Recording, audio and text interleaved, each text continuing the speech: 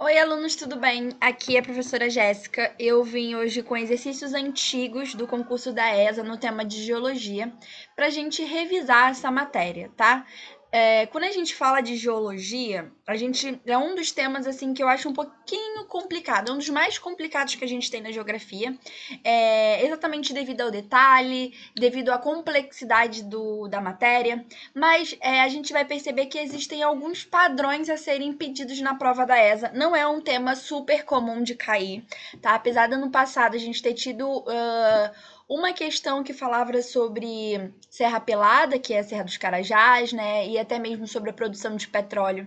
Então, eram tipo duas questões relacionadas à geologia, só que não é muito comum, mas quem sabe bem esse tema já está na frente do seu adversário, né? Então, o tema de hoje é o tema geologia e a gente vai rever provas, questões antigas desse concurso.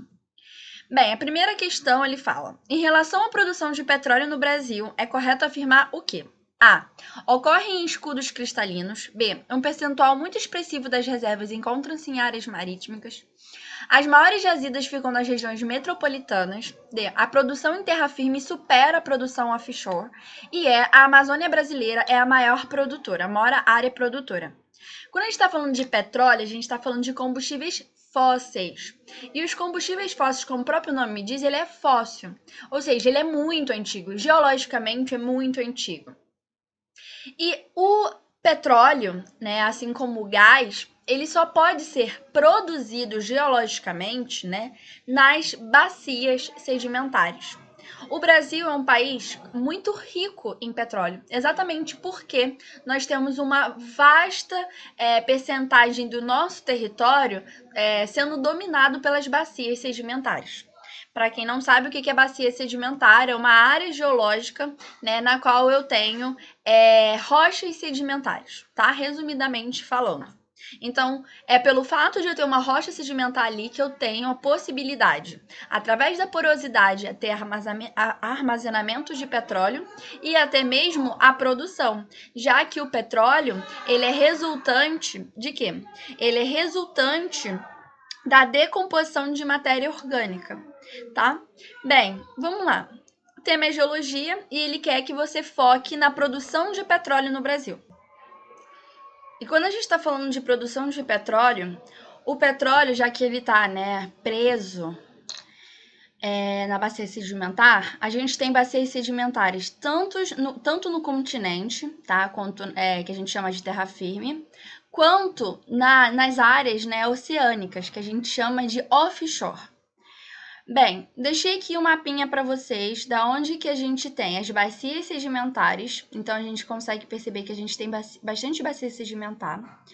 Áreas concedidas pela ANP para pesquisa de óleo e gás, tá? Então, significa que aqui são áreas que nós pesquisamos. A ANP é a Agência Nacional de Petróleo. Então, a gente percebe que a gente consegue perceber que tem uma área aqui na região norte, né, uma parte no Acre, no estado do Amazonas, no Pará. Só que em Minas Gerais, no Paraná, só que a gente tem que perceber que a maior parte das pesquisas, elas se concentram nas nossas bacias offshores, tá? Então significa que a gente tem muito mais petróleo e gás nas bacias offshores do que nas bacias de terra firme, tá? Então, por exemplo, a produção em terra firme supera a produção offshore. Essa aqui já está errada, tá? A Amazônia brasileira é a maior área produtora. Vocês conseguem perceber a concentração que existe aqui nas bacias, né? Que é a bacia do Espírito Santo, a bacia de Santos, a bacia de Campos, tá? Não é maior essa concentração do que aqui. Mas a gente só está falando de pesquisa. Vamos ver onde tem os campos de produção? É esse verde escuro. Então a gente consegue perceber aqui só tem 2 campos de produção na Amazônia, enquanto na nossa área offshore tem muito mais. Tá? Então, é muito mais expressivo as nossas reservas, os nossos campos de produção nessa área aqui. A gente consegue perceber aqui que tem uma parte importante de produção na região Nordeste, né? Na toda a margem, né, de litoral do Brasil, a gente tem essa produção. tá?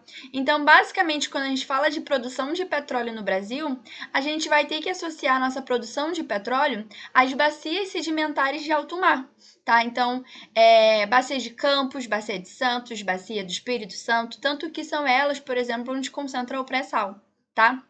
Então vamos lá. Em relação à produção de petróleo, é correto afirmar que ocorre em escudos cristalinos.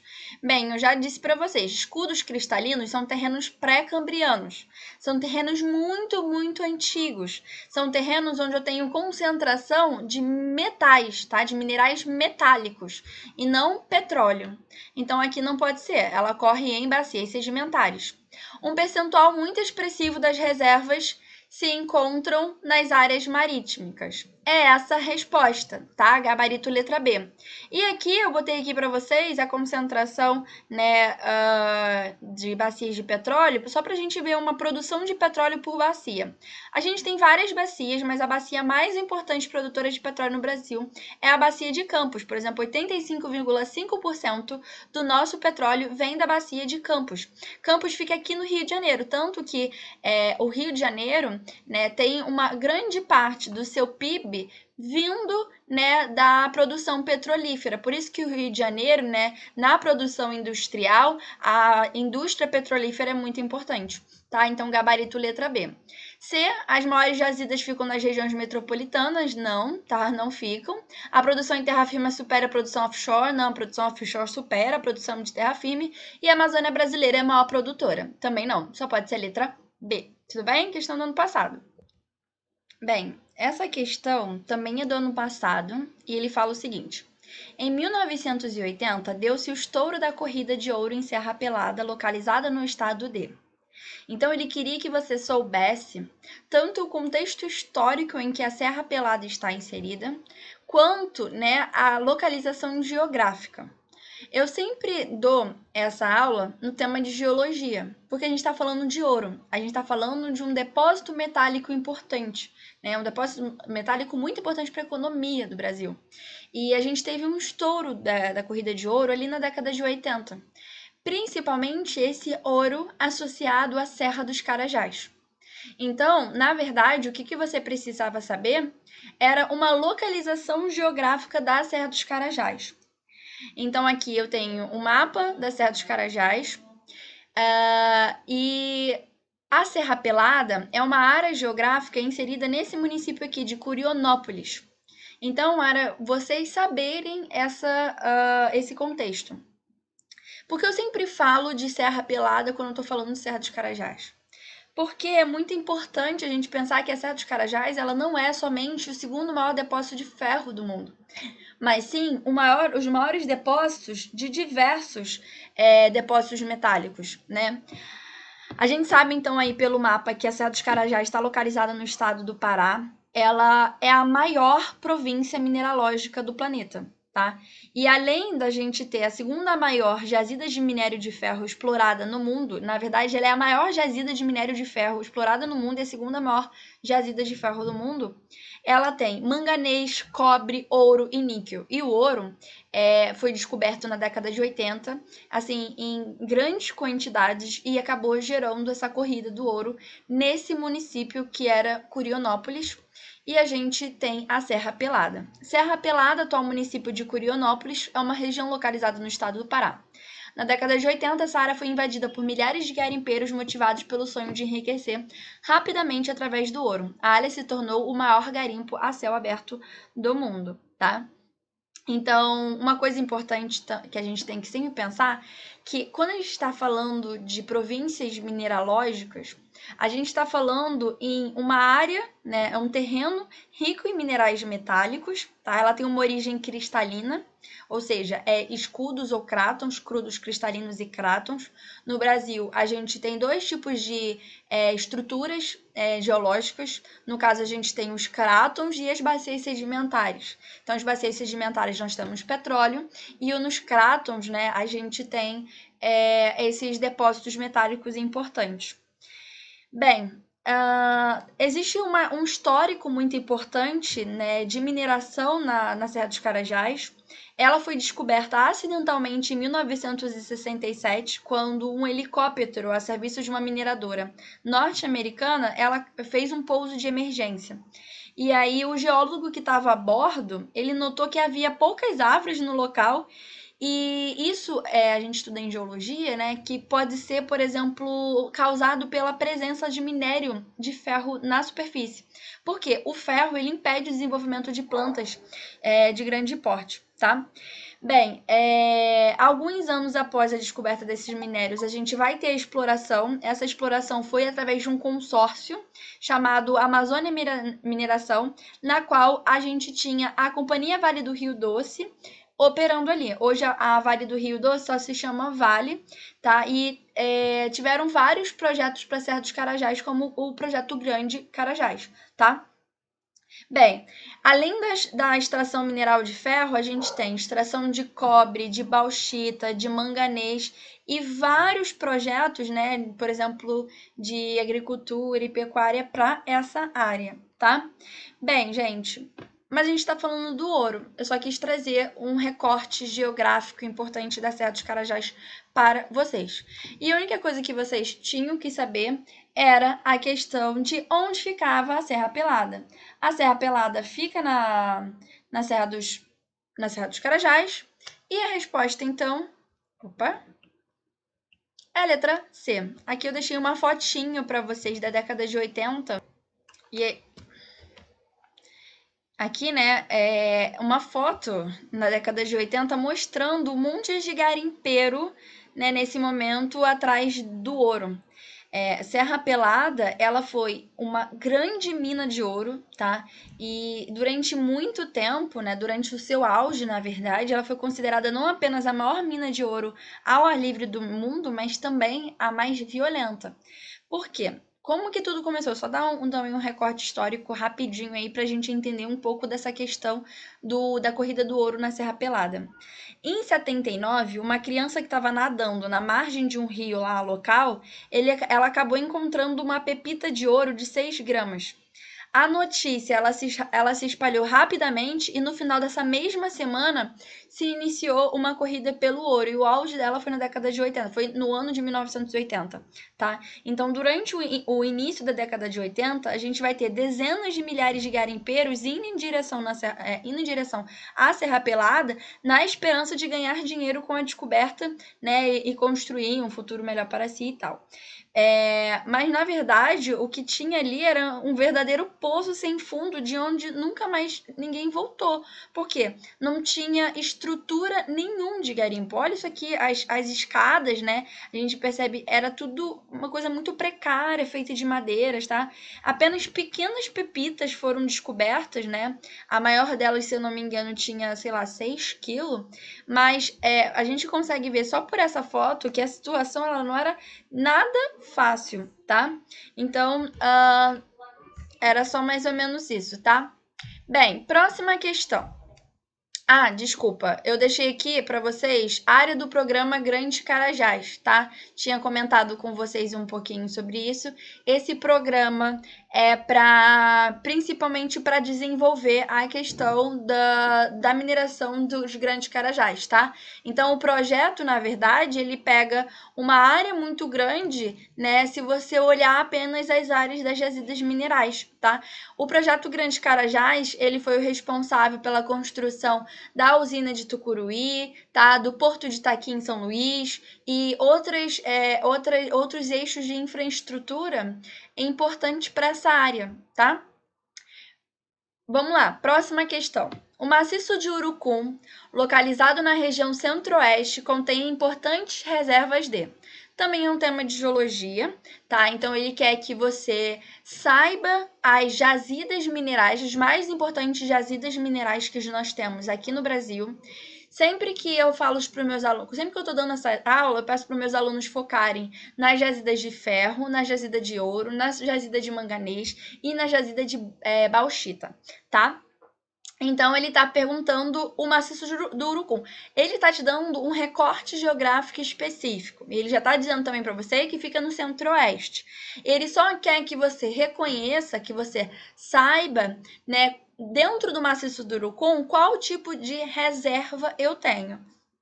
Bem, então localizado na região centro-oeste, coloquei aqui para vocês o mapinha, tá? O maciço do Urucum, ele fica aqui nessa área de Corumbá, no Mato Grosso do Sul, tá? Então fica aí na região centro-oeste, então é uma área até pequena geograficamente falando, a gente consegue localizá-la bem, tá? E aí a gente tem que então, depois da localização do maciço do Urucum, né, a cidade que está associado, a gente saber quais são as reservas que nós temos lá nessa área.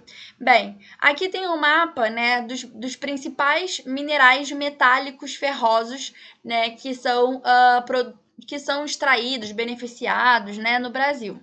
Então, coloquei aqui para vocês alguns importantes, né? A gente tem aqui o quadrilátero ferrífero, a gente tem a Serra dos Carajás, a gente tem a Serra do Navio e a gente tem o Maciço do Urucum. E aqui no Maciço do Urucum, a gente tem blocos vermelhos e verde. Eu deixei aqui a escalinha. O que nós temos no Maciço do Urucum?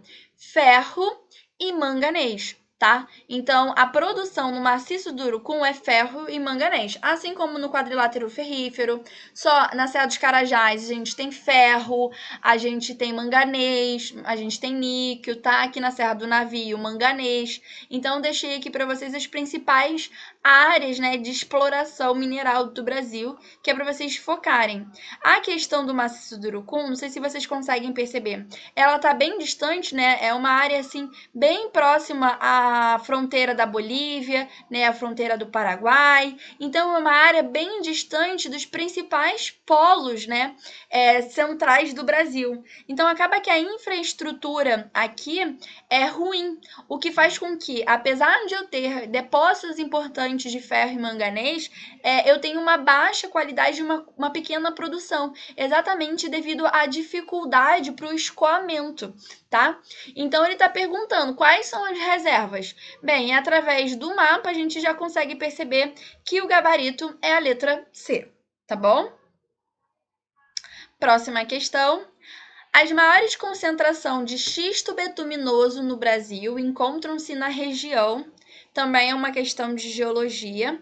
Para quem não sabe, o xisto betuminoso, ele é um tipo de é uma camada orgânica que a gente tem nas rochas sedimentares e elas são importantes também para gerar energia, tá? Ela também é considerada um tipo de combustível fóssil, tá? Então o xisto betuminoso ele está associado muito ao petróleo. Botei aqui para vocês, né, o xisto encontrado em camadas de rocha sedimentar originada sob temperaturas e pressões elevadas, combustíveis fósseis, né? O petróleo, o gás é formado por isso. É um composto com características semelhantes ao carvão mineral e ao petróleo, tá? Então seria aí uma interseção entre esses dois em virtude de sua formação molecular.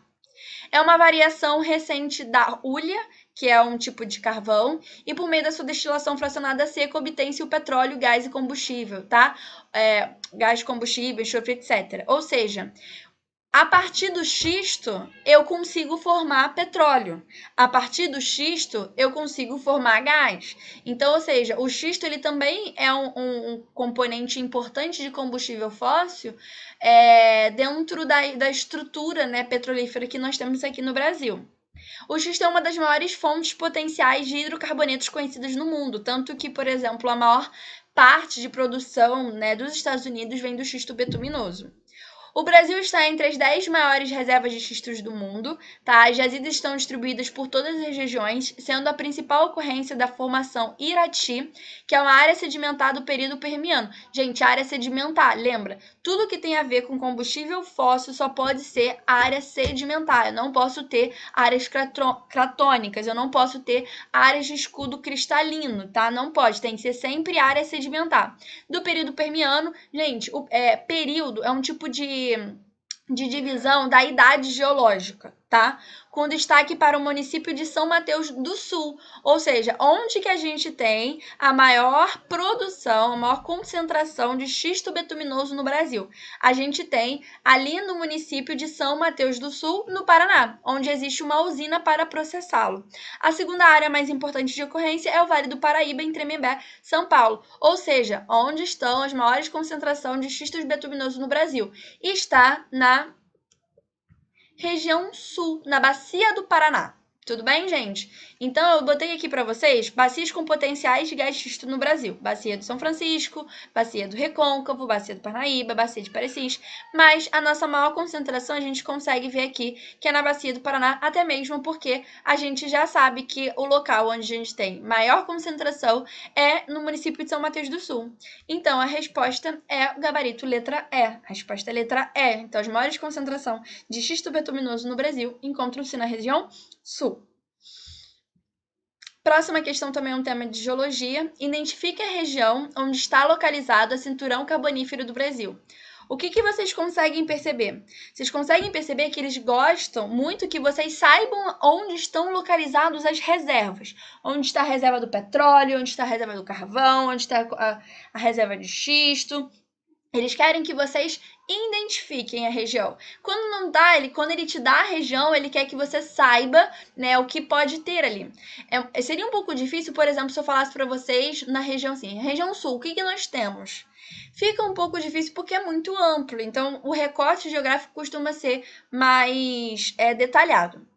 Aqui ele está detalhando para você o que ele quer. Ele quer o cinturão carbonífero do Brasil. O que é carbonífero? Vem de carvão. Então, ele quer que você saiba onde fica a área de maior concentração de carvão do Brasil, tá? E aí, vamos lá. O cinturão carbonífero ele fica localizado no Rio Grande do Sul, tá? Então, nosso cinturão carbonífero está localizado no Rio Grande do Sul. A gente já sabe, então, a resposta, mas deixei aí para vocês até mesmo para a gente entender o que seria esse cinturão de carvão que a gente tem aqui no Brasil. Bem, o cinturão carbonífero é uma faixa territorial com grande abundância de minérios de carvão. E, gente, a questão do xisto, a questão do carvão, ela está muito associada também à história geológica do Brasil. O que a gente tinha? A gente tinha Brasil e África juntos, né? E no momento da separação, a gente vai começar essa separação pelo sul. Então, a história da região sul, né, geológica, a história geológica da região sul é muito complexa. Então, ela também, e assim, muito antiga. Então, a gente tem aí a possibilidade de formação desses tipos de depósitos importantes. Então, tem uma grande abundância de minério de carvão, tá? O carvão mineral, ele é usado para geração de energia, ele tem grande finalidade industrial. A gente tem bastante carvão, só que o nosso carvão, gente, ele é um carvão com pouco poder coqueificável. O que é ter um carvão com pouco poder coqueificável? É um carvão que tem pouco poder de queima, ele não queima fácil. Ou seja, se ele não... até mesmo devido à questão do clima, né? A gente tem ali um clima úmido, então faz com que eu tenha um carvão que seja úmido. Então, carvão, assim, com água, ele tem esse pouco poder de queima. Então, significa que apesar da gente ter uma grande reserva de carvão, o nosso carvão não é um carvão bom. É por isso que muitas vezes a gente precisa importar carvão, tá? Infelizmente, a maior parte do carvão mineral encontrado no cinturão carbonífero no Rio Grande do Sul é de baixa qualidade, exatamente por causa disso que eu falei. Cerca de 50% do carvão mineral utilizado na matriz energética brasileira é importado, justamente devido à baixa qualidade do carvão encontrado no país. Esse cinturão carbonífero do Sul apresenta destaque na região de Candiota e Baixo Jacuí. Gente, já teve uma pergunta sobre isso, na ESA, eu acho, mas acho que foi na ESA, assim, ele perguntando, né, quais seriam as regiões específicas do cinturão carbonífero. Eu, assim, esses tipos de questão que pergunta, assim, municípios específicos, eu já acho muito, muito difícil de voltar a cair. A ESA mudou muito o padrão, né, de pergunta. Em vez de ser aquilo de gravar, de ser uma coisa assim, de ficar decorando nomes de cidade, agora ele pede muito mais uma relação entre conceitos, né, uma relação geográfica, principalmente porque, gente, ano passado a gente teve mudança de banca, né? Então, apesar de eu saber disso, né, geologia costuma ser uma matéria um pouquinho mais nesse estilo de gravar, de decorar, tá? Apesar de eu achar que cada vez menos a gente vai ter essa tendência. Mas mesmo assim eu coloquei para vocês saberem aí quais são as regiões de destaques, tá? Então, Candiota, Baixo Jucuí, Vale do Rio, Tubarão em Santa Catarina. Deixei um mapinha aqui para vocês, né? E apesar da gente ter uma concentração maior, né, do cinturão carbonífero no Rio Grande do Sul, ele pega, né, Santa Catarina, ele pega Paraná, pega algumas cidades aqui de Santa Catarina, Criciúma, Siderópolis, Lauro Müller, tá, Imbituba, Curitiba, mas principalmente para o norte da Serra Geral, com essas áreas que eu tinha falado para vocês, ali Porto Alegre. Então, é importante a gente saber onde que está o cinturão carbonífero do Brasil, ok? Então, na região sul. Então, gabarito letra C, ok? Próxima questão.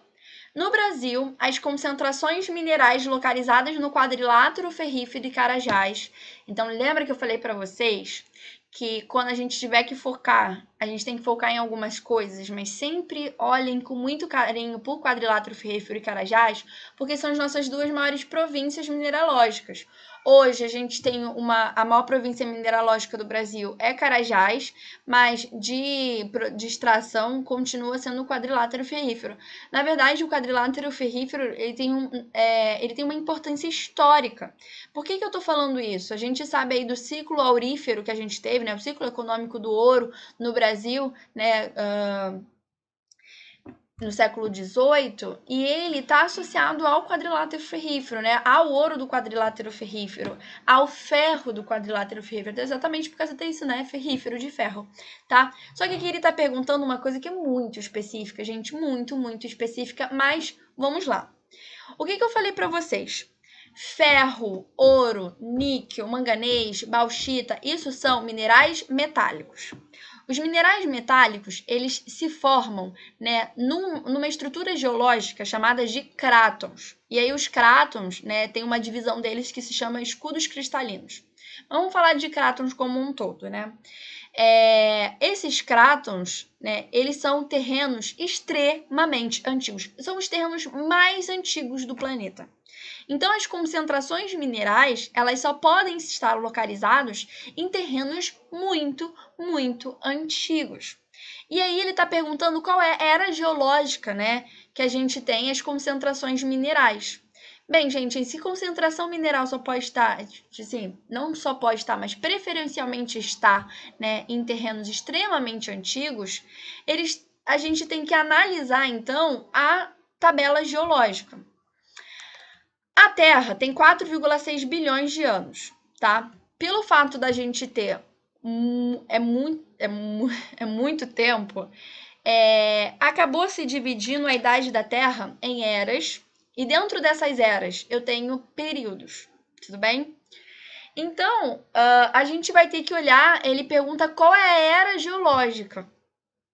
A era geológica mais antiga do planeta é a pré-cambriana, né? A formação do planeta, né? As primeiras formações de crostas continentais.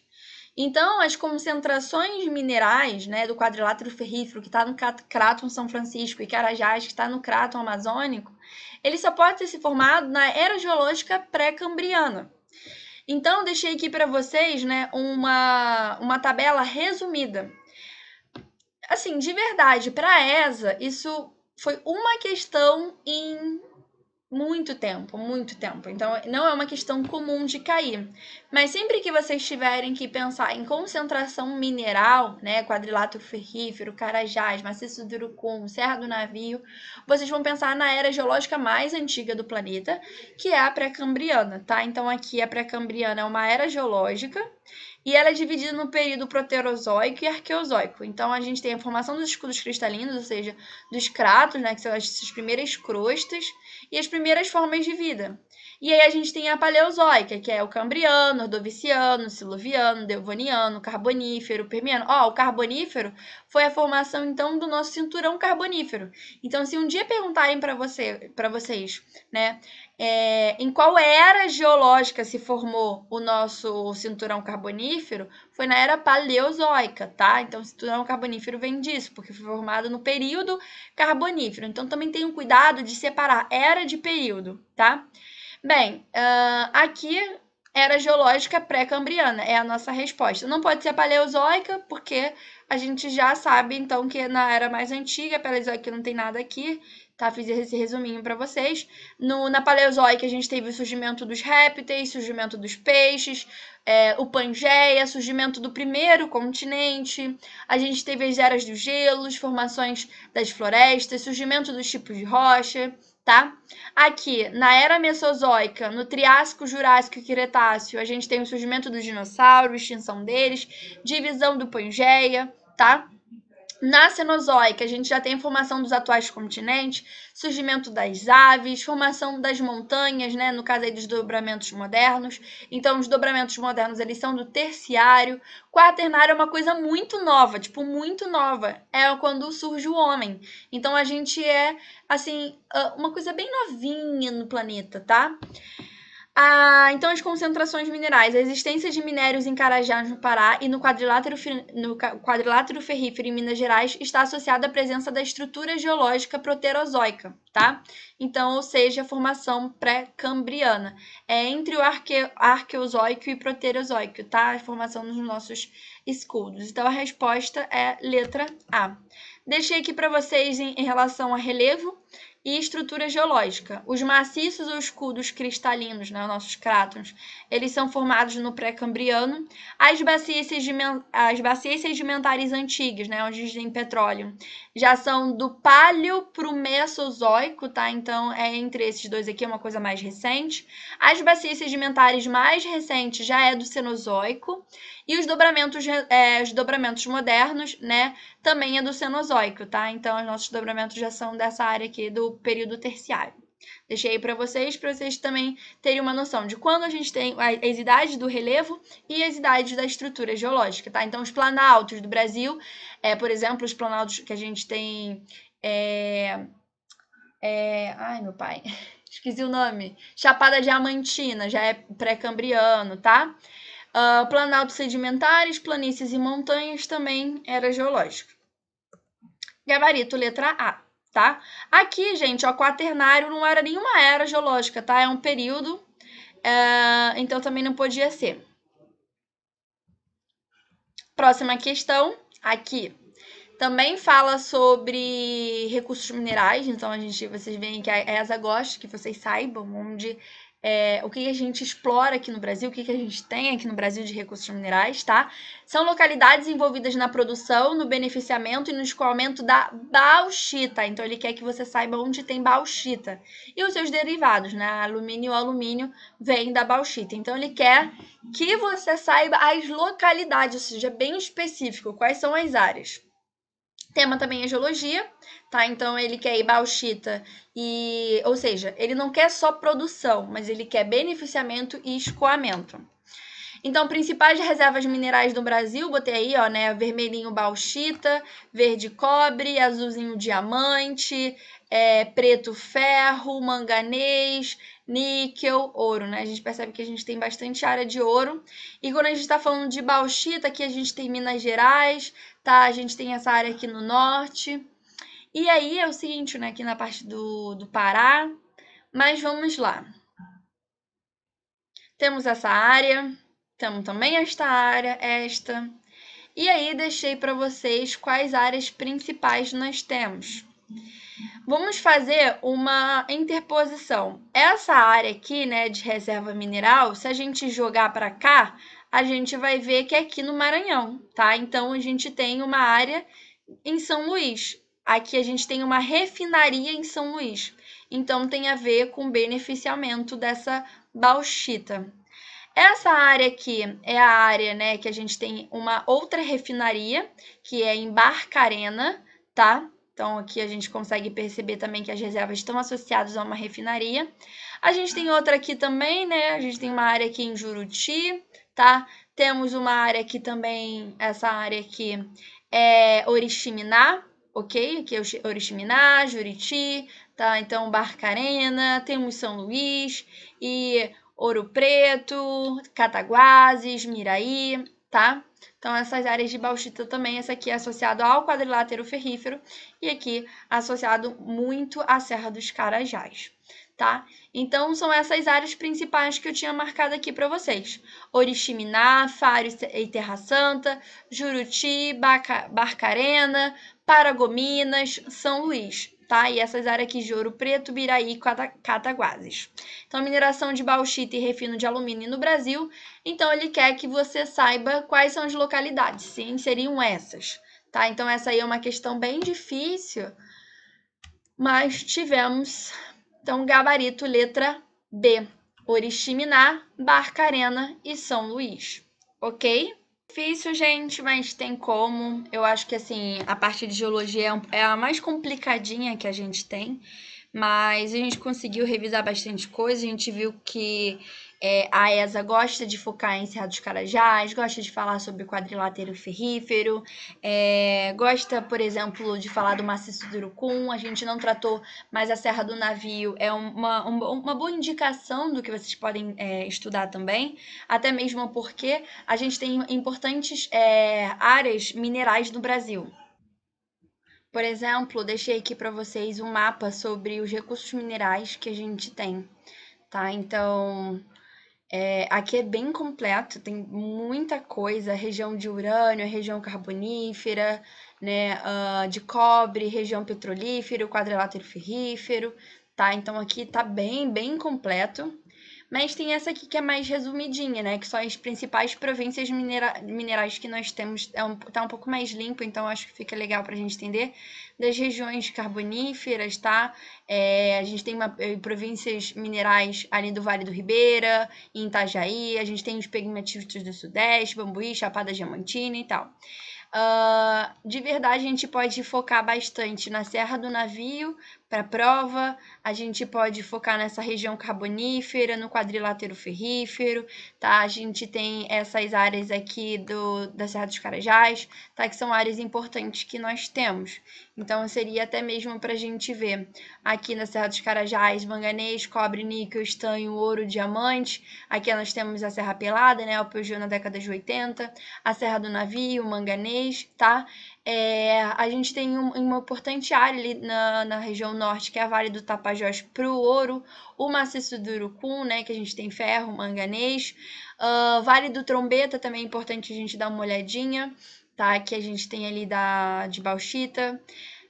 Assim, outros que são menos destacados é a cassiterita, tá? A gente tem a região de cobre e níquel de Caraíba, região salineira no Rio Grande do Norte, é bom a gente também saber, tá? E é isso aí, gente. Muito obrigada. Espero que a gente tenha feito uma boa revisão, a gente ter tocado em assuntos que não deu para falar em sala de aula. E até a próxima. Até mais!